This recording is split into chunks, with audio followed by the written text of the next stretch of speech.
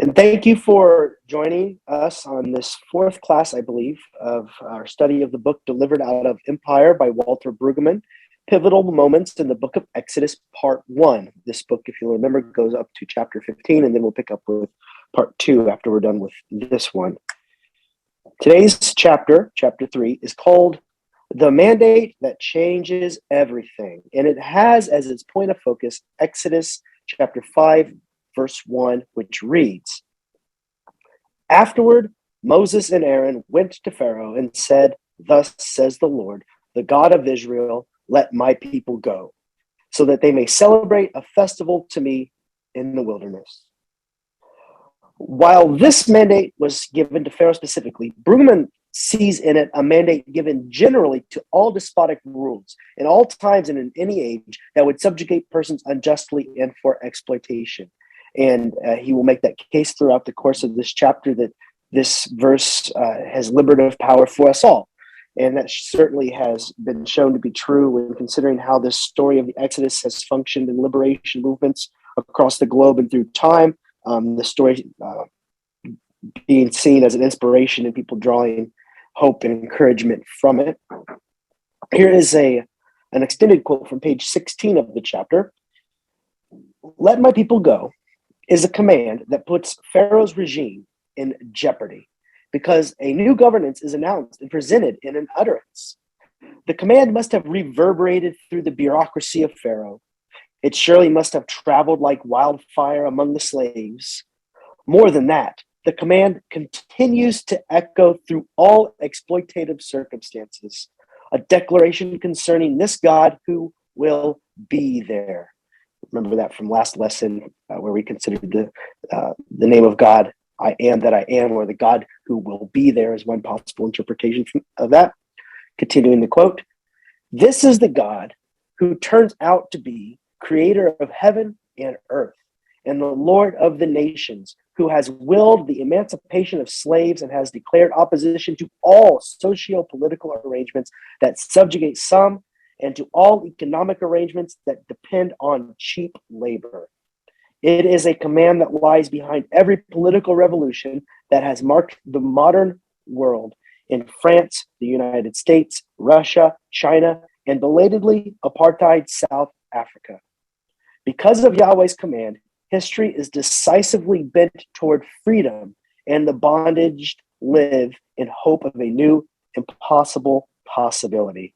End quote. And you may hear from that last sentence echoes of something that Martin Luther King Jr. said, where he said that the arc of justice is long but bends. The arc, what is the moral arc of the universe is long but bends towards justice. Kind of this idea that when all is said and all is done, the arc of history is bending towards freedom, justice, and liberty for all persons. That's what Brueggemann sees in the story that we read in preparation for this class from Exodus chapter 5. What's more, the freedom to which Yahweh wants to lead the people is a freedom made possible by goals and objectives that are different than the goals and objectives of the Pharaoh. Of Pharaoh's goals, Brueggemann writes, page 18, "It is unmistakably clear that obedience to Pharaoh singularly concerns endless productivity. Thus, in chapter 5, the zeal for the production of more bricks is all pervasive. And the purpose of such brick making is in order to build more granaries and storehouses in order that the Pharaoh may store and protect and maintain his usurpacious economic monopoly. Obedience to Pharaoh is the endless assignment of production." So the kind of obedience that Pharaoh calls the people to is an obedience with production as the end goal. It's important to note that the freedom to which Yahweh will lead the people is made possible by way of obedience. True, a different kind of obedience, though. Freedom in God is not, quoting Brueggemann again, the kind of modern freedom to do your own thing. This freedom from Pharaoh is in order to practice obedience to Yahweh. The proposal is to transfer loyalty and to come under the commanding aegis of Yahweh. Thus, the let go is insistently that they may serve me. The emancipated are to come immediately under the commands of Yahweh that are soon to be given. It is this freedom that is given and celebrated in the Christian gospel, freedom to have the life of the community in sync with the will of the Creator. And so what you have summed up in this sentence is this idea that when the people are free, they're not free to just do whatever. They have a new allegiance and a new obedience to the covenant that they make with Yahweh, but the obedience and living by the principles of Yahweh lead to life-giving community that is wholesome and good and beneficial to all, is the idea. Not so with Pharaoh. The life to which God leads the Israelites is made possible by values and assumptions that are different than those of Pharaoh, and leaves them with new duties and obligations to Yahweh and to one another. And here's an extended quote from page 19. The Exodus is the moment of establishing Yahweh's alternative governance in the world, a governance that will displace the exploitative regime of Pharaoh and all exploitative regimes that follow after. Such a transfer of loyalty makes clear that the theological switch from Pharaoh to Yahweh concerns socio-economic practice. Yahweh, who hears the cries of the oppressed from the outset, is not content to be a God religiously celebrated. This God has a will and a purpose for the ordering of the public community. Then later down the page, but since Moses is dispatched by Yahweh to enact an alternative obedience, the initial mandate invites reflection on what obedience to Yahweh will entail when Israel departs the reach of Pharaoh. At Sinai, after the divine wonders in the wilderness sojourn, Israel receives the Big Ten of the Decalogue. The Ten Commandments are clearly an alternative to the series of commandments from Pharaoh in Exodus 5, all of which concern productivity. The Ten Commandments envision and instruct for an alternative life in the world apart from Pharaoh and his brick quotas. Going forward, the Ten Commandments will serve as the rubric for the new life to which God wants to lead the people. Much of the book of Deuteronomy will flush out the way the Ten Commandments will play out when applied to communal life in Israel. And so much of the Deuteronomy and a lot of the Torah is just flushing out how do the Ten Commandments live in real time in practical ways in a specific time and place in history in a specific historical context. The people will be later instructed to keep the commands of God by caring for the poor, the resident aliens, the orphan, the widow, by relieving all debt, and by ensuring that the needs of the community are prioritized above all other considerations. And you can read about some of those commands that assist the living into the Ten Commandments in Deuteronomy chapter 16 and 24 to highlight two portions of Scripture. Brueggemann notes how the Israelites enter into freedom with 4 commands that they are asked to obey post-liberation. These instructions are described in detail in Deuteronomy, and these are the ones that he highlights in conjunction with the story that we read as a contrast with the ways of Pharaoh in Egypt. 1, celebrate festivals. Remember the pivotal verse we read at the beginning, 5 verse 1? They're leaving into the desert to celebrate festivals. Well, in Deuteronomy 16, the kind of festivals that they will celebrate are described. Celebrate festivals that help the people remember their enslavement so that they may continually be motivated towards a deep gratitude and also care better for those in the community. And you can read about those in Deuteronomy 16, 1 through 17. Secondly, they're commanded to not take what little the poor have as collateral for a loan. So don't entrap them in debt, which is another form of slavery. Don't lend with interest. And you can read about that in Deuteronomy 24, verse 17. 3, the next commandment in the text consists in reference to the 3 great money crops that dominate the economy, namely grain, wine, and olive oil. Deuteronomy 24, 19 through 22 talks about how these are supposed to be left in the fields, what is left after the first sweep. You go through the field one time, leave what's left. You harvest the grapes, don't pick the vine clean, and leave what falls to the ground for the poor. Same with olive oil, same with the olives that come from the olive trees. With reference to each crop, Israel is enjoined to leave some residue of that crop in the field for that same triad of vulnerability, which are the stranger, the orphan, and the widow, which is biblical code in the Old Testament for those who are down and out, the most marginalized. And I just have to say, this is a stark contrast with the values of the Pharaoh, who prioritized efficiency and quantity in the production of brickmaking over the well-being of those that made the bricks. And how my mind goes to assembly lines in factories all over the world and places where things are produced, and how so often the values that lead to well-being in life are set aside to maximize profits and to prioritize efficiency and quantity. Brueggemann wants to make the case that those are the ways of Pharaoh and not life-giving. And then 4, perhaps most important among these commands, is the provision for the year of release, or what is sometimes called the year of Jubilee, that provided for the cancellation of debts after 6 years. And as somebody who holds hefty student loans, I would love if this were the case today. And you can read about that in Deuteronomy chapter 15, verses 1 through 8. Now, here's where it ties back to Exodus chapter 5. After each of these 4 commands made in Deuteronomy is some variant of the words, remember that you were a slave in the land of Egypt, and the Lord your God redeemed you. For this reason, I lay this command on you today. And so the reason why they are to live out the 10 commandments by relieving people of their debts, leaving food in the fields for the poor, not lending at interest, and not entrapping people in debt, in deep debt, and the first one, celebrating festivals like Passover, to remember this and to hammer these points home. The reason you do these things is so that they never forget what it was like to live under a different moral order, a different way when they were enslaved in Egypt. That's why this point is hammered home after each of these commandments 4 times. Do this because you are to remember that you were slaves in Egypt. Chapter 3 concludes with the following words. When we take all 4 of these commandments that concern the economic possibility of the covenantal community, we may conclude that the initial imperative of Moses to Pharaoh, that they may serve me, anticipates covenantal obedience. That obedience consists in the formation and maintenance of a viable economy of neighborliness, a social formation that is radically contrasted with that of Pharaoh.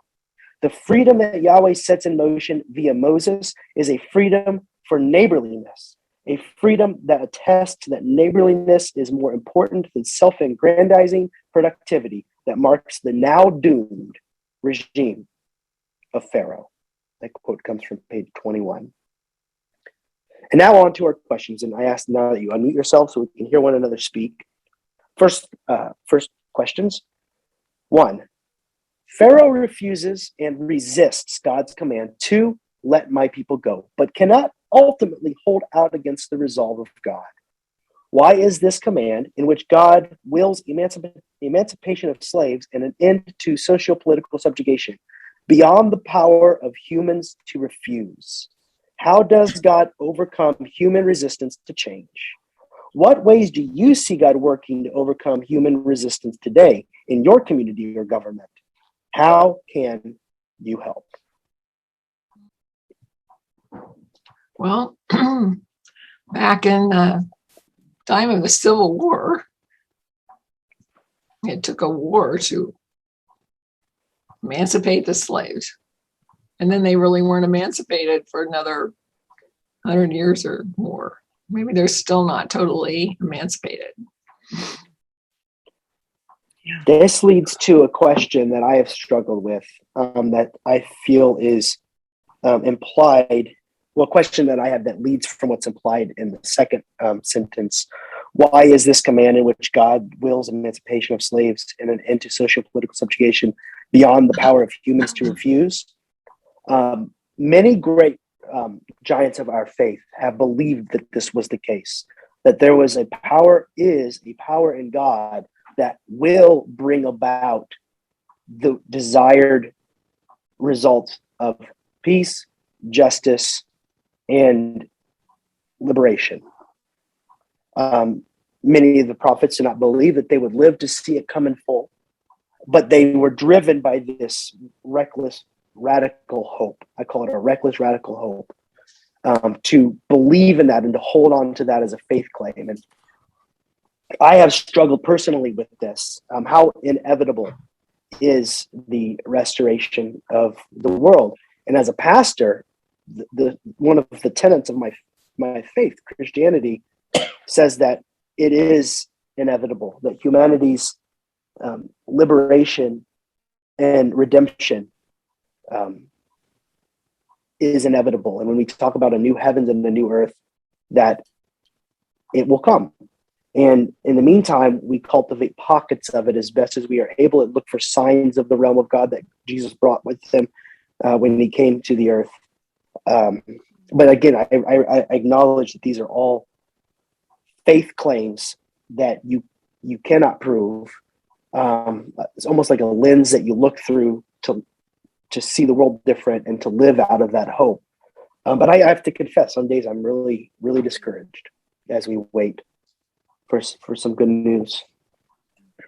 Yeah, when I looked at this first question, I looked at how does God overcome human resistance, and I was a little discouraged, I have to say. But I thought about people who write books that are inspiring. I look at people who are inspiring, who kind of come into my awareness. People in history who have inspired others, and even creative movements.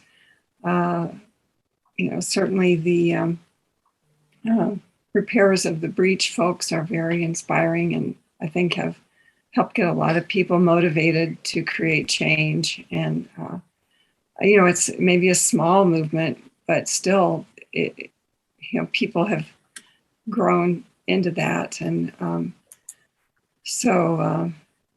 it's there are places, like you said, pockets where you see minds being changed or people opening up where there was no opening before. But boy, it is discouraging sometimes.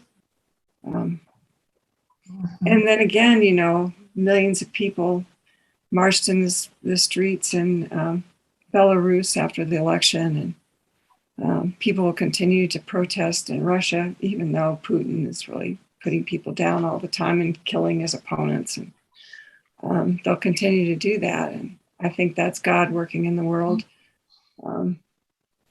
So I think that's and people will protest in Myanmar, even though the police opened fire on them. That's got to be that inspiration of God, moving them towards freedom and overcoming oppression. It's hard to understand. It's hard to believe sometimes, but I think that is really that arc towards justice and freedom. Mm-hmm. It seems that what I'm hearing, and this is true of the history of the church, as we read about in the book of Acts, and then in what's written down in the years that follow in extra biblical sources. To the answer, how does God overcome human resistance to change? It's very clear, it seems to me, that God works through humans to overcome the resistance to change. And I think because that's the case, it will always be a 2 steps forward, 1 step back, sometimes 1 step forward, 3 steps back, seems sometimes.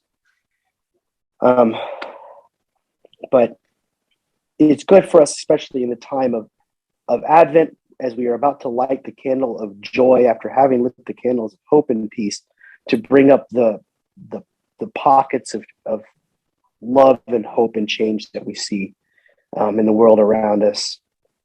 And I allow this season to work on me in a similar way that the season of Easter does, where I just choose to have as my operating assumptions that the claims of Christmas and the claims of Easter are true.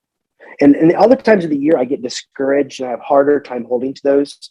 But I'm far more deliberate in this season of just saying, help is on the way. I believe it in my bones. And when I don't believe it in my bones, I will I will wear that mask until I conform to its shape. And every year, that's how these high holy seasons work on me. And as you consider the lesson that we're considering today, I have to put on that mask again. Other times, it seems you mentioned repairs of the breach. I've heard Reverend William Barber preach several times, and when he's done with the sermon about hope in the face of it, I feel as though the change is inevitable and that God's ways will win out. Mm-hmm. So it just comes and goes in waves. Mm-hmm. Well, I was going to say, we live in a time of instant wants, everything yes. with all of the media and everything that's going. How fast can we make our phone go and all those kind of things. And this is just a little cross section, and things that have resolved before have even passed people's lifetimes. We're expecting this to happen, but it's, we're just one little section of time working toward this. And our faith has to keep us going. Well said. Well, scripture tells us it's going to happen.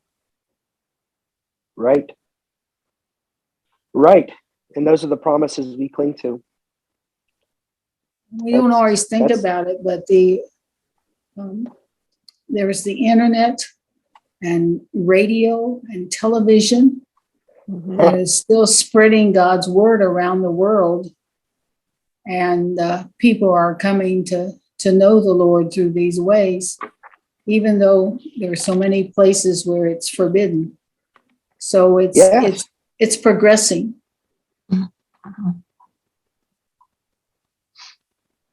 That's good news. Well, I'm going to go to the next question now. Number 2, the author emphasizes that the people of Israel will be set free for a specific purpose, that they may serve God. Freedom from Pharaoh isn't given with carte blanche, but, quote, in order to practice obedience, to place, quote, the life of the community in sync with the will of the Creator. Those are quotes from page 18. What will this freedom to obey mean for the life of Israel, especially in the context of the covenant of Mount Sinai? How does the idea of freedom to obey sit with you today?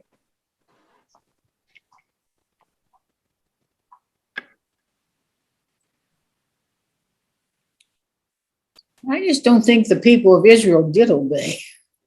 They didn't do it. And during the time of the judges, I think at the end of each judge, it said, and everyone did whatever was right in their own heart. And then when they got in a bad place, they prayed and God brought them back out again and kept doing it over and over. So I just don't feel that they fulfilled their promise in the order of obedience. I think we're still struggling with that. Oh yeah. But what I like about this question, though, is what I like about this point he was making was that we as Americans do have this idea of this hyper individualized life. Janet, you mentioned wanting everything right now, and I wanted to add for me right now, in this consumer culture that focuses on individual needs, sometimes to the neglect of communal needs. And the point he was making was that freedom for the Israelites didn't mean that they could go and live as islands unto themselves with their own rules and their own ethics, but they had to live in line with obligations and duties and responsibilities prescribed in what we now know as the Torah that are communal focused. How to live well together, and especially the ones that he highlighted in connection with the Exodus story. Ones that are tied with that phrase, do this because you need to remember you were enslaved in Egypt. Those tend to focus on those who are most vulnerable. And so this responsibility to those who are most vulnerable in your land. And I feel like this message is desperately needed in our own times. we face so much of it. We face so much of the consequences for failing to consider the community in preference for our own individual desires in this pandemic in a big way.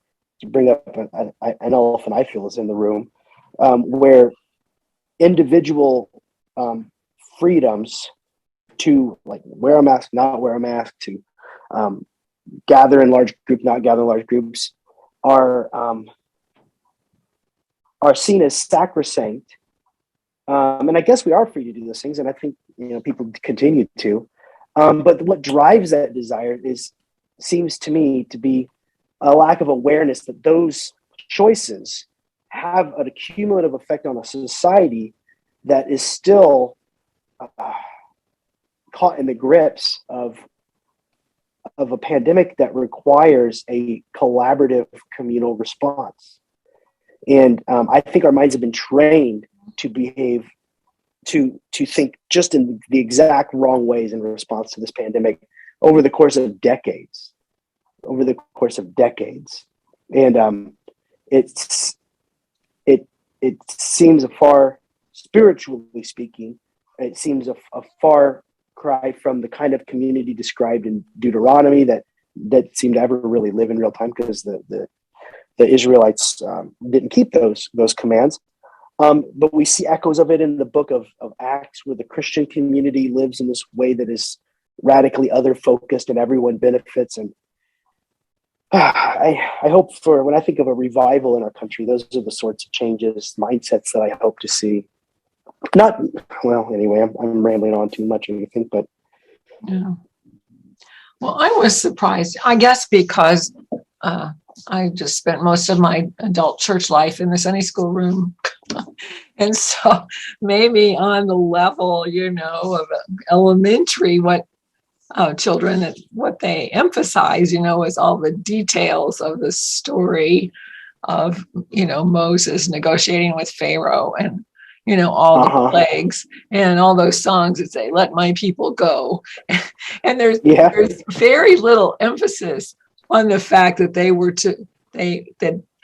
Moses asked to let them go so they could go and have a festival and, serve God. Somehow that gets lost in the shuffle, at least for young children and the materials you have. So you learn about all the plagues, and you learn about trying to cross the sea and all of that, and what happened to Pharaoh's army, and somehow they don't. I mean, I was just really surprised. Is that what he said?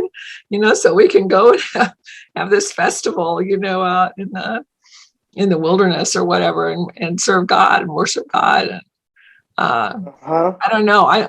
Somehow I didn't even know that was part of it, or I didn't remember that.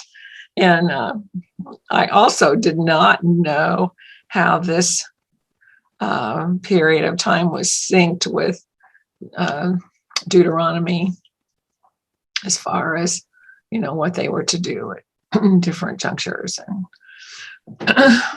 different ways of serving the needy and that kind of thing. I mean, I knew that was in there, but I didn't quite know that there was that syncing with the Exodus story so much.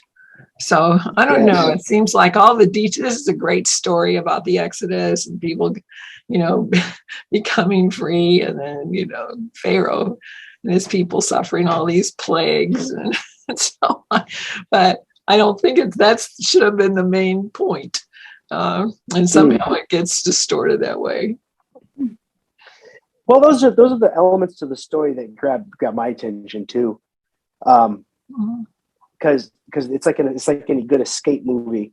But the point that Brueggemann was wanting to make is that what really matters is how they live after they leave Egypt. And one of the, as Sue alluded to earlier, do they ever really obey? Well, one of the struggles that they will have after leaving Egypt is they will still have Egypt in their hearts, the ways of Egypt, the values of Egypt. They'll bring some of the idols out of Egypt with them. They'll make a golden calf. they'll have all sorts of issues, as we all do, as we have to hold up this ideal for how we ought to be as a community, and painfully aware of the ways that we even as even myself, all of us in some way are complicit in fighting against, working against the best possibilities in a community. So one thing that's, sorry. No, go ahead. One thing that struck me about this is how the rather organized way of looking at these covenants.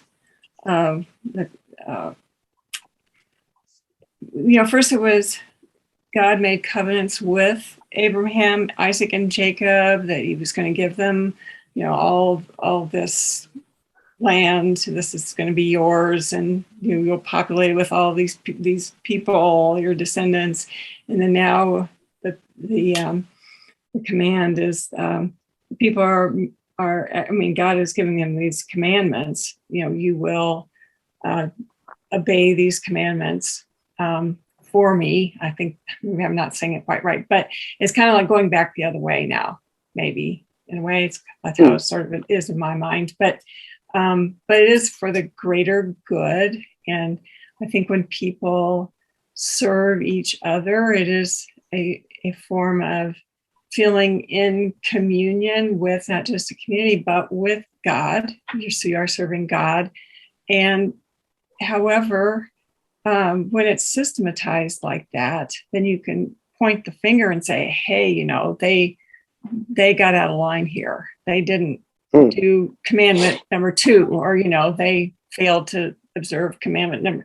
At least, I think my more organized Christian life, when I was with Christians in college, say, there was a lot of guilt in that context. And also, there was, it was a cudgel, it was to be, it wasn't even they weren't looking at the 10 Commandments, but they were looking at other ways of you've gotten out of line, you haven't obeyed the basic rules of Christianity. And so, you got to get with God. You've got to, confess your sins, kind of thing.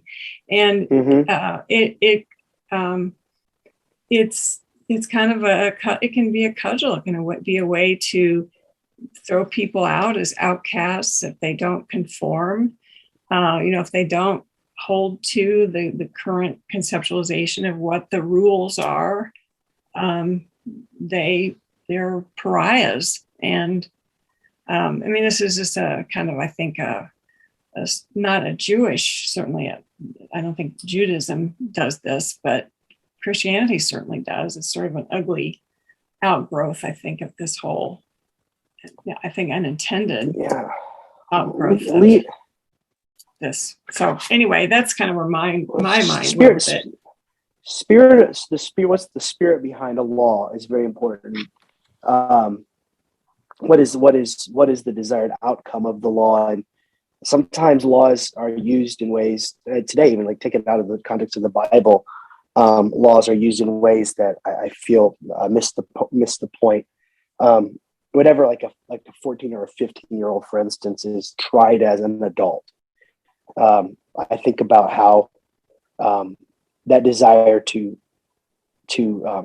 hit them with some sort of with a legal code for a punitive purpose, it just seems to miss the point of what we're trying to do through obtaining justice, which is to create a society filled with well individuals that live well together, and to hopefully restore and redeem those who break the law. And the reason my mind went to like 14-year-olds tried as an adult on occasion is I don't see how redemptive that is for somebody who's in their youth to be hit with the books and in the yeah.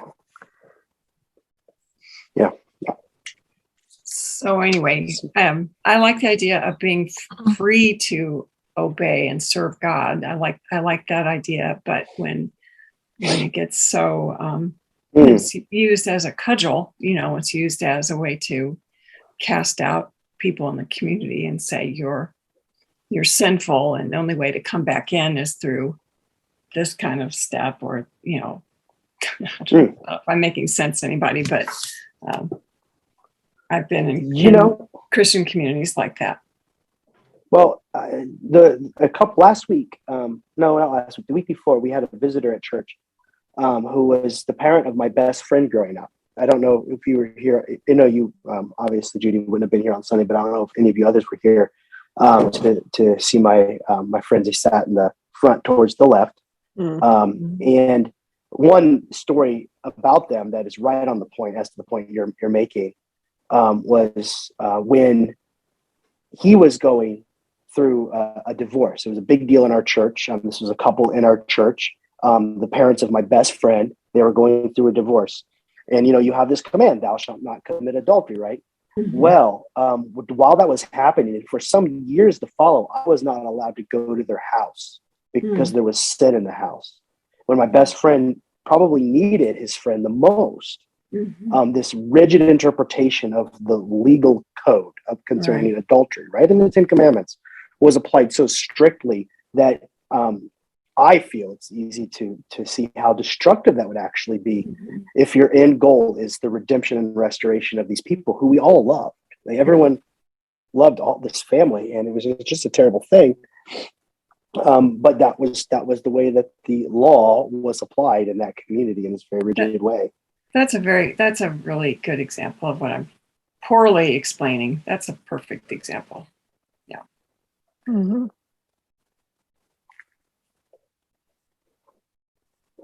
Well, let's go to the next question. Question 3. This chapter shows how obedience to God is directly connected to an alternative governance very different from Pharaoh's. What is God's socioeconomic vision for the ordering of public community revealed in detail in Deuteronomy 15, 16, and 24? How is this different from Pharaoh's exploitation of cheap labor and demand for endless productivity?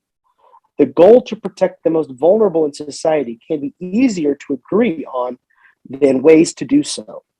Boy, don't we know it. Can you suggest concrete steps in your community to take to pursue this goal?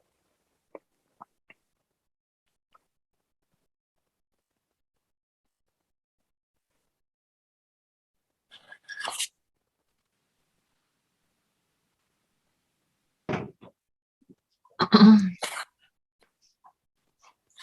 think Connie should answer this question. Right. I was thinking the same thing. That's one practical thing that we're doing. Yeah. Connie especially is the linchpin. Mm-hmm. The linchpin and the wheel. Mm-hmm. and the rest of the cart most days. I don't know. When I listen to, can you hear me? Yes. Yes. I don't know. I look at these questions and I have a really hard time with them because, Sure. Like you said, you can see the ways, but to implement them and find the right ways to do it. Our judicial system, as Heath was sort of alluding to, doesn't allow for redemption. It doesn't allow for rehabilitation, and it is designed not to allow that. It is designed to keep people incarcerated, or if they're freed, then there are so many rules and restrictions regarding where they can get employment, and they can't vote anymore. And it's a continual cycle of oppression that humanity has done since the beginning of time, is all I can see. Mm-hmm. And I think, anything that we can do individually or in a small group is a step in the right direction. It's hard. Mm-hmm. It's just really hard. We're just When I think of situations like this, I think that Christ told us the poor will always be with you. Mm-hmm. And I'm not sure that this is speaking of just poor, but I think it's a thing that we need to remember, that that's the situation. And there are things we can do, because Christ also said, if I were hungry and you didn't feed me, or if you did feed me, you fed me. You know, I think we just can do what we're able to do, because we're not going to eliminate this situation, but we can help wherever we are and do what we can, and certainly be prayerful about it. You're quoting that saying of Jesus, "The poor will always be with you," was actually a quote, Jesus quoting Deuteronomy, one of the passages that was part of our suggested reading, which comes in the specific context of how to care for the poor. And Reverend Dr. Liz Theo-Harris, also repairs of the breach that Judy Belkey mentioned earlier, has a whole sermon on that line. And she makes the case that the reason Jesus brings it up is not because having poverty is necessarily inevitable, but because our hearts are hard. And even if you have the program laid out for you, we just don't do it. and the point that she makes, that you actually made too, when you were talking about it, Sue, was that sometimes people use that line, "The poor you always have with you," as this sort of call to inaction. Well, it's inevitable. We're going to have the poor, so why try anything? As opposed to what you said, Sue, which is the poor are always here. I would want to add, Keith Jones would want to add, I agree with Liz Theo-Harris, that it's because our hearts are hard and we don't live into the vision that God has cast for us. But that should not drive us to inaction, but rather do as best as we can do. And that's where we get overwhelmed when we realize that our best seems to be so small sometimes. Yeah, well, when Jesus said that, it was when the woman poured the incense or whatever it was on him in preparation for his burial. And so I think that says to me that there are times that we need to be more liberal with our faith than worrying about the poor. I'll have to think more about that, and I will. Maybe we can talk about that after I've given it some more thought. Because I see our care for the poor and the vulnerable as a direct outgrowth of robust faith, and I see them very connected. I'm not sure I could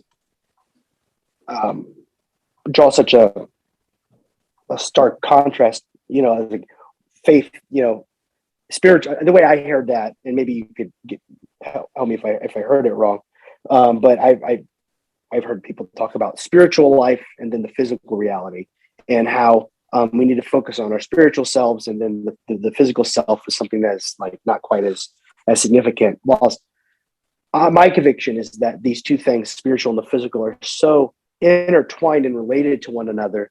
Kind of like in Ephesians and in James, it says in James, faith without works is dead.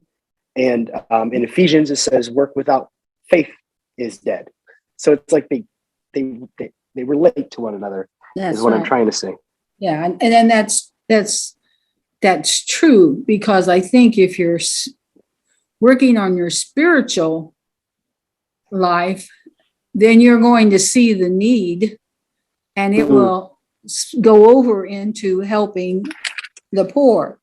So, there's every day I probably get 3, and I think one day I got 15 letters of just, we joke when we say, "Oh, it's a send me money envelope." Yes. And there are so many. They're all good causes, but you can only do so much, and you can. So you do what you can, and ask the Lord to bless what you can do, and that's what you can only do what you can do. So in Deuteronomy 15 at the very beginning, it talks about the sabbatical year. Every seventh year you shall grant a remission of debts. And this is the manner in which the remission. Every creditor shall remit the claim that is held against a neighbor, not exacting it of the neighbor who is a member of the community, because the Lord's remission has been proclaimed. Was that ever followed? No. There is no evidence that it ever was. Yeah. And neither was the year of the Jubilee. Yeah, Right. The 50th year, neither that was. Because then it goes right. on to say, there will, however, be no one in need among you. If they followed it, that would be true. If they followed it, because the Lord is sure to bless in the land that the Lord your God is giving you. But they didn't follow it, and we still aren't following it. No. I listened to them talking about, I think it's on news and radio about that people in prisons are the only one guaranteed health care, but they're also in a facility that demands punishment. So you're looking at something that just is very, very hard to grasp and understand, that the people that are in charge there are in charge of keeping discipline, keeping everybody under control, and yet they're supposed to care for them. That doesn't seem to be happening either. Well, I had a candid conversation with a congregant back in my last church, who was a correctional. He's a detective, and he was going to school to get his master's in more legal theory. He wanted to be an FBI agent. Actually, was his end goal. And I was talking to him about these things, and he stopped me and he goes, "Your assumption is that the purpose of the legal system is to restore prisoners to civilian life." That's the way he worded it. And then he proceeded to tell me the philosophy that he was being taught to get his master's in these related fields, was that no, that is in fact not the goal that we are trying to achieve. We are trying to keep society safe by keeping bad people in. Restoring the individuals is not a question we're asking, and that was like not even seen as a less bad option. They were owning this as like the driving principles that determine what they do. And this was the education he was receiving. And I mean the results are in, and what these the carceral system does to people in terms of traumatizing them and habituating them to a life of nature red, tooth and claw, survival of the fittest, and all of these ways that do not lead to healthy communities when they return to the community, not to mention all the ways they're disenfranchised, as you were describing, through losing the right to vote, losing access to jobs as they're branded felons, access to credit lines, access to loans, access to housing. It's a system that seems, unless we're seriously going to consider keeping prisoners in prison and never letting them return to society, which seems to be the case, and ends up, practically speaking, ends up being what happens to many people. It's no wonder that our communities with prisoners re-entering into society through a system that never had as its goal their restoration and helping them live well in community. It's no wonder we're dealing with the problems that we are. There's got to be something has to be done, and that's back to that question. Can you suggest concrete steps? That's where I just fall flat. It's such a big, overwhelming problem. I don't know. It goes into the poverty issue too, because I've had people, I don't know whether I've mentioned this in this forum or not before, who have maybe had an opportunity to get a promotion or get a job that offers them more pay, but there's a hard line cutoff for resources that they might have there's not a gradual, there's not, okay, you're making this much more money, so you will have this much less. It's just a hard line cutoff of food assistance or health assistance, and Right. they can't afford to have an increase in income. Yeah. Yeah. That happened to my neighbor. She worked at a long-term care facility. This is one of the things we talked about, actually, when I was with the state senator last week, instead of being here with you, where there was a man there who was talking about how poor the care was that his mother received in her 90s in a long-term care facility, because the staff that was there was so poorly paid that they had no incentive. They couldn't. They were overwhelmed, first off, with the amount of work they had to do, and they were so poorly paid that he would actually supplement his mother's nurse more money under the table to so that she would focus on his mother, and so she would receive the care that she needed.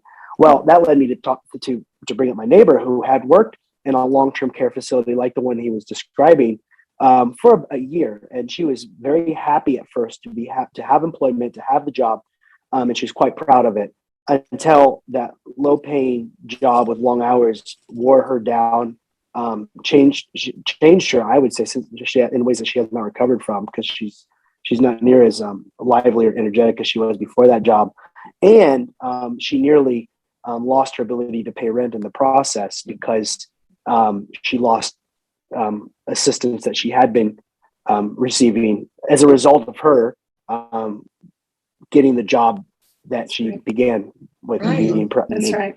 Yeah, I really object so much when people say, well, people just don't want to work. There are all these jobs out there, they just don't want to work. And I saw it, especially when I was living and working in Indianapolis, that just like you were saying, Connie, that people have to lose whatever things they have in order to keep it together, like Medicaid or housing assistance or food assistance, and make this leap to try to work, and they don't have it. The child care system, they don't have it anymore, so they can't make ends meet. There's no gradual way out. There's no gradual way to increase your means if you're losing more than you're gaining. That's right. It's impossible. It's just impossible. And people who live in this other world, they have no comprehension. Well, why don't they just work? There's plenty of work out there. They just get a job. No, it's not that simple. And so if you don't raise the minimum wage, for instance, and you don't guarantee everybody health care, and if you don't give single mothers child care, what the heck are they going to do? I mean, honestly, it just makes no sense just to say, well, everybody should just pull themselves up by their bootstraps. Well, no, it just isn't that simple. No, because you got to have the bootstraps. You got to have some straps to pull on. You got to have some straps, by golly. I wish we had the straps. I wish the kids are the ones who are going to suffer. It's like, well, we all got educated. We're fine. Don't let women have abortions. I mean, I'm not saying I'm an abortion advocate. I'm not saying that. But if you insist that every mother have her child, then by golly, make sure every child gets adequate, every mother gets prenatal care, and every child gets immediate nutritional assistance and pre-K and early childhood education, so they have a fair shot at getting educated in good schools so they can go wherever they want to go. But that's not what we've got right now. I mean, eventually it's all going to sort itself out. But right now, you have a malnourished kid from a mother who has no chance of having a normal labor and delivery. You got complications, and then you've got poor bonding. It's a nightmare. It's a total nightmare. You're not going to have normal kids growing up to have the ability to learn. You got insecure kids and parents and food insecurity, and you're not going to produce normal kids who can be normal learning, normal achieving kids and adults. It just doesn't happen. And so we wonder, like, what's wrong with society? What's wrong with these people who can't go to school and learn and then graduate and produce normal incomes. Well, there is a problem. So, And I think somebody else alluded to the fact that a lot of people don't see these things happening. They live in a totally different world. They live That's in a right. world where they're not exposed to any of this. They're not hearing personal stories from people that they know directly. They may hear these stories and think, oh yeah, right, that's all made up, or that can't all be true, which is just a putting your head in the sand kind of reaction to it. Well, when you were talking about earlier, it seems to me that what's described in Deuteronomy as the ways to organize the community is trying to give us the bootstraps that help each other, pull each other up. And as to the concrete steps, we've named the ones that we can do as individuals, but the problem is so widespread. It's going to take, I think, a spiritual revival that I hope to live to see in my lifetime. But I think these things are beyond my ability to bring about. And so when I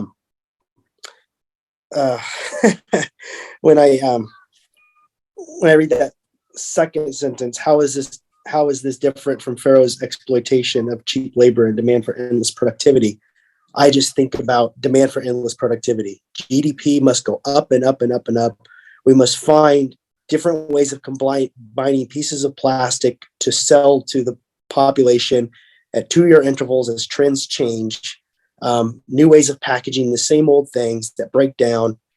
And in the meantime, pay the people that make the straw or the cheap phones or the whatever it is, poorly made clothing. In the meantime, don't give them enough straw to make the stuff and or enough to feed themselves when they go home. It just seems like the same thing. And I don't know what more to say beyond that. Well, some of what we're talking about, I know we're not going to get to question 4, but why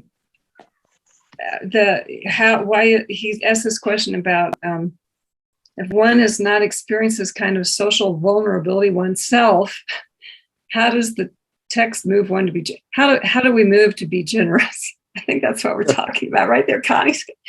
And yeah, we can't be empathic unless we know. This about that. What you were saying, Heath, about remember you were a slave. I mean, not many of us we haven't been slaves. So it's really hard for us to kind of relate to this situation. We don't know it personally. So it's really hard for us to understand, I think. And we're in this digital space with a group of compassionate people.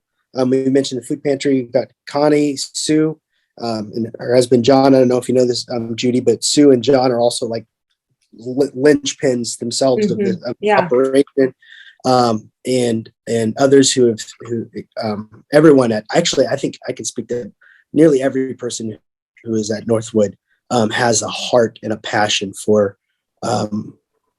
changing these things.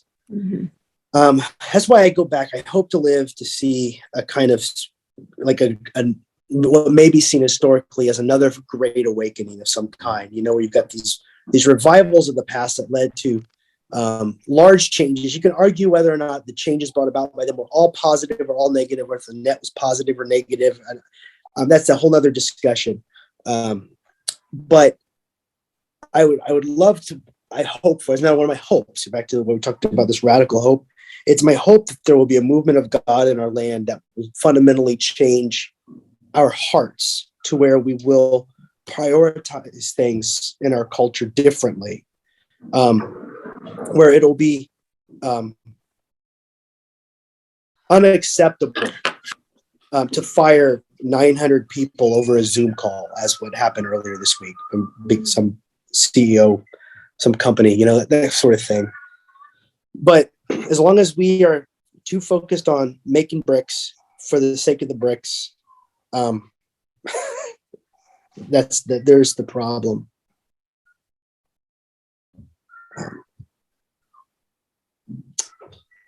I don't really know what else to say. It's up. Well, I Some do tough think, questions. Yeah. But Sue was trying. Sue, what were you saying?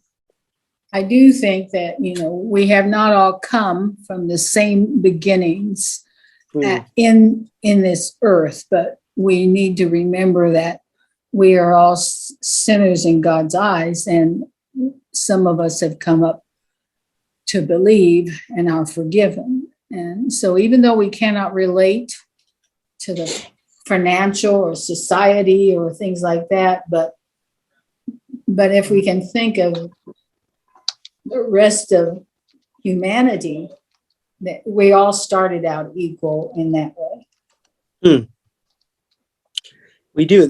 Cain and Abel. It's the story is you forget you're related sometimes, and then you do harm. That's why I named my son Abel. I did meet a kid named Cain last week, and I couldn't believe it. I really did. I spell with a K though. Spell with a K, like Citizen Kane, kind of. I think. Yeah. But the reason I named my son Abel was because in the Bible story, Abel's blood cried from the ground, and that's what brought God down to do justice. And I wanted my son to remember, to know by the way of his name, that there's still, we just been talking about the cries, like Exodus began with the cries of the people bringing God to action, and I'm hoping that my son will identify with that need in the world. But also, when he's a kid, I don't tell him that yet. I'm not going to tell him that till he's old enough for it, because that's a bit like asking your son to. That's just mean. So instead, I use it phonetically. Like he's able to do it. And so in that way, maybe we could bring it back to where we began with remembering that we're in the season of Advent, which calls us to a hope that we will light candles in the name of from the conviction that light has come in the world and that help is on the way. We just we hope to live to see it, and the promise of Jesus is not one generation shall pass away till we see these things. And so each in our own way and in our own time, I think we'll see the salvation of the Lord, which, well, I'll leave it at that. Okay. Well, this was wow. I don't know if it was because I didn't, bring up your faces to see what we were talking, but we had long discussions about every question. It's 3:10 now, so I'm going to conclude this time together. But Heath, before you go, John said, be sure he's going to be there in the morning. Yes, 8:30. I'll be there. Okay, thank you. I'll Thank see you him. both. And next class be on Wednesday, December the 15th. Same as last week, read chapter 4 along with the scripture references, and I'll see you then. Okay. Very good. Okay. Thank you. Bye. Bye. Bye.